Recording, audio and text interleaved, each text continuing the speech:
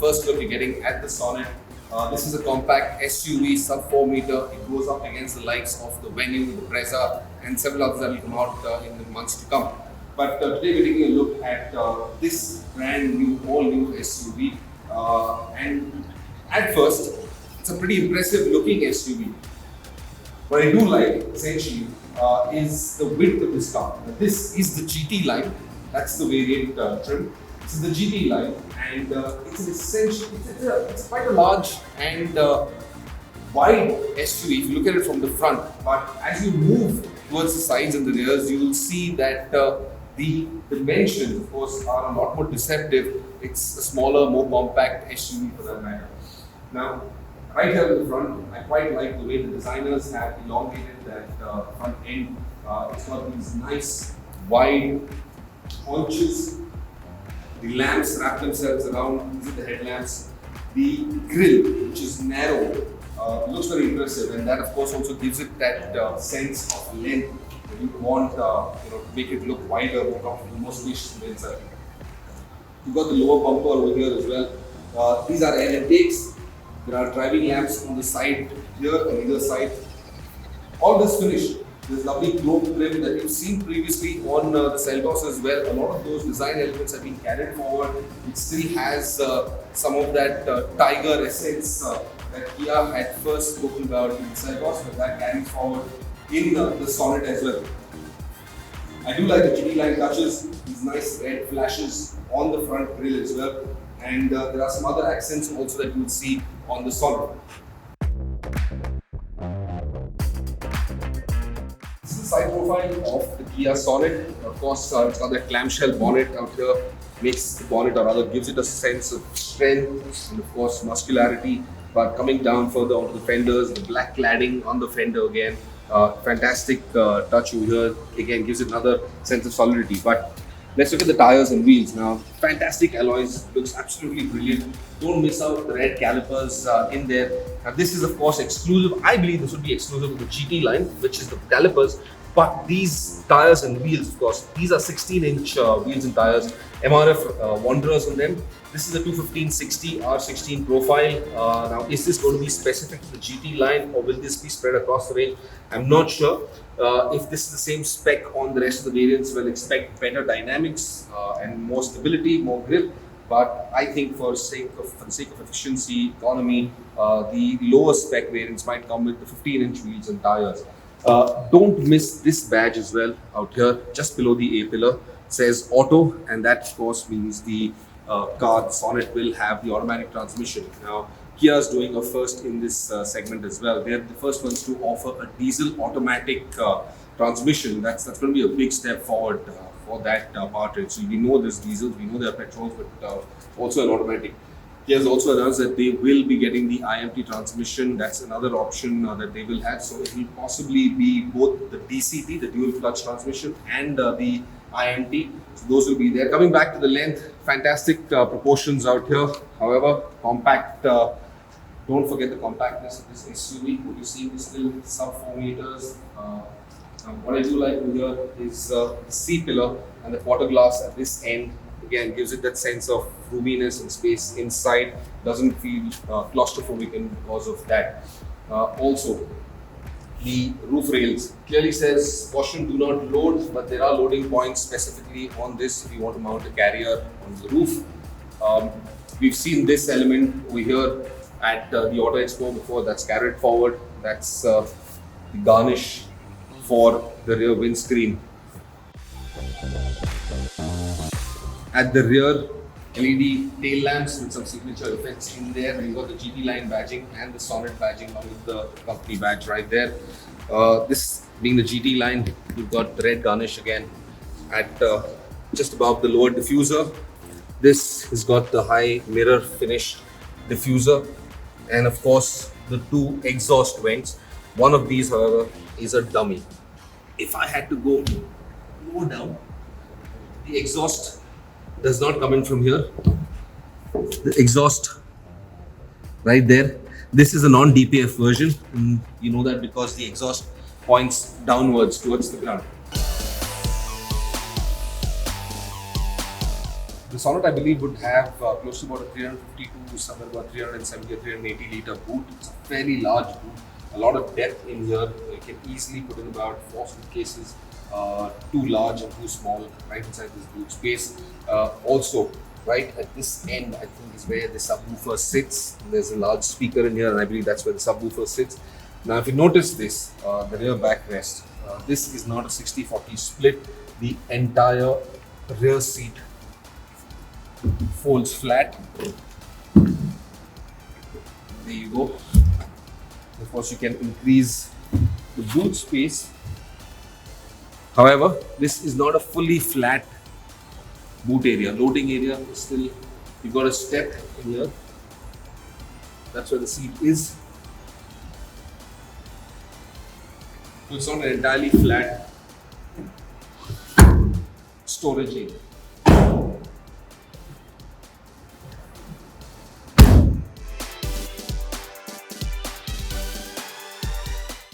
Clear visibility. Again, there are new norms coming in for visibility on the front and the rear windscreen. Of course, the Sonet will again conform to all of those regulations. But let me take you inside and show you what the interiors are like. So, GT line, and essentially what you get is a lot of cosmetic touches in here. You've got this flat bottom steering wheel with the GT line badge right at the base over here. You've got the red stitching on the steering wheel. You've got all of these red highlights and the GT line embroidery on these seats, the upholstery. You've also got the red stitch on the upholstery on the door pads as well. Very important for this segment, of course, and this is entirely new, is this 10.25 inch touch screen right here sitting prominently on the dashboard. Looks very attractive. It's got this nice high gloss mirror finish in black.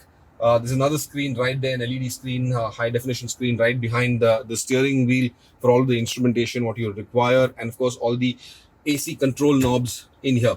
Now this again has got connected technology. We've seen this before, but the Sonet will carry this forward, and we hope to test that in some time and see what that connected technology actually feels like and what all can it do. You've got a sunroof in this car. Again, sunroof. The seats, well, the seats feel nice and grippy. Again, if you go lower down, you can also you'll also notice that the pedals, of course, they've got that aluminum effect. Slightly fancy, but they aren't light pedals. They're just regular pedals covered with aluminum inserts. Now, in here, you've also got capacitive touch charging facility. So you can just let your phone, if it's got capacitive charging, you can just leave your phone out there and the battery will charge. Now we've seen this in some of the competitors' SUVs as well, but you've got that option over here also. You've got 2 USB points and of course a cigarette lighter charger in here. This has got a Bose sound system inside this, along with a subwoofer, which this promises to have some amazing sound quality. So that I think is a fantastic touch.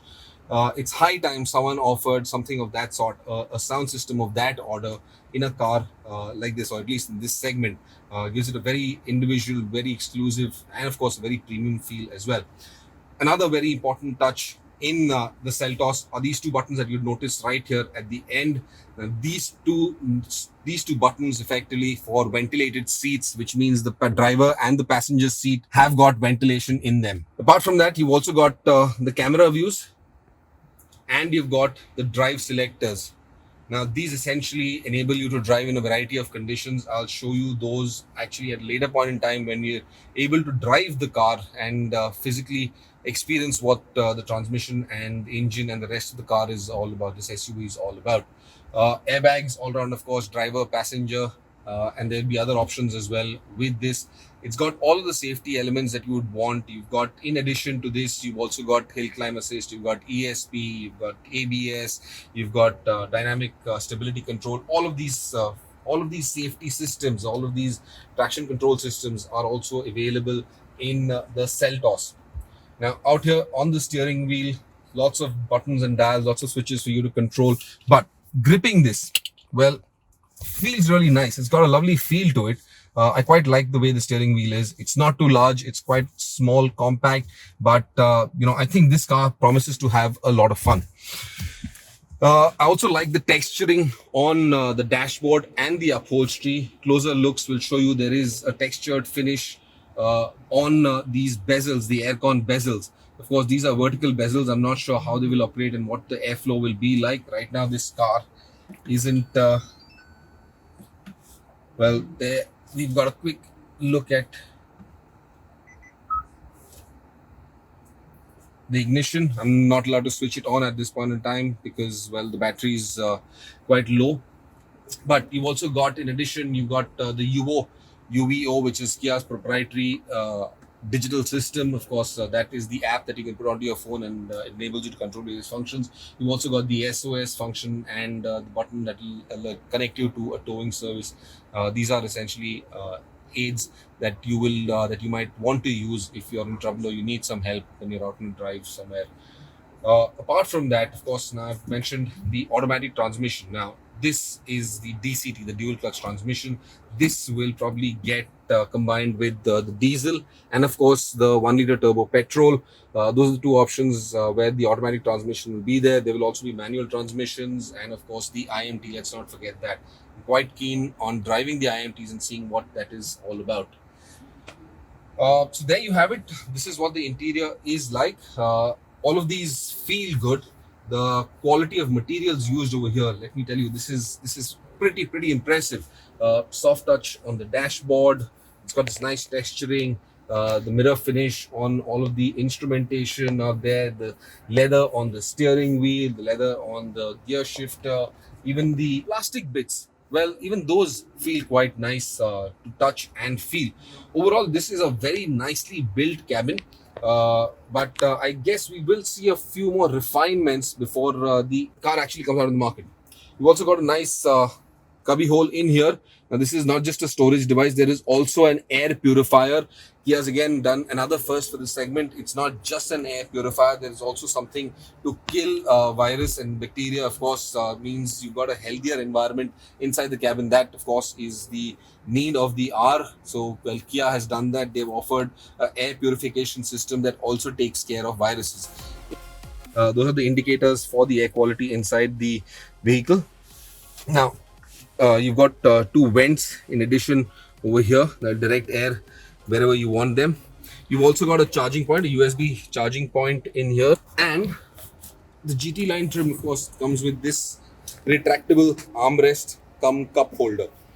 Now, here's what the space is like inside this cabin. I'm quite impressed.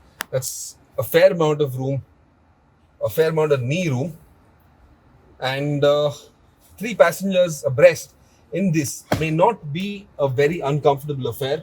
I do like the fact that they've got an almost flat floor, so you can place your feet in comfortably. There is just about enough room for a third passenger as well over here. But ideally, this is best sampled with just 4 passengers. You'd be the most comfortable in this cabin. So there you have it. This is what the Seltos feels like on the inside. You've also got ISOFIX points on this where safety is concerned. You've got the badging right there. You can see those. You've got a spot where you can just insert the seat belt so that this does not fall out of the car when you step out. You don't drag it along with you and get it out of the car. So lots of small touches, lots of small interesting touches, a lot of lessons learned from the Seltos as well that have been carried forward in the Sonet. So I think this cabin is well appointed. It's got all the right elements in it. It's got a high level of luxury, comfort, exclusiveness. The value base that's been offered inside here is tremendous. And now it's only left to see where the pricing is. But let's quickly go and take a look under the engine bay and under the hood and see what the engine bay is like.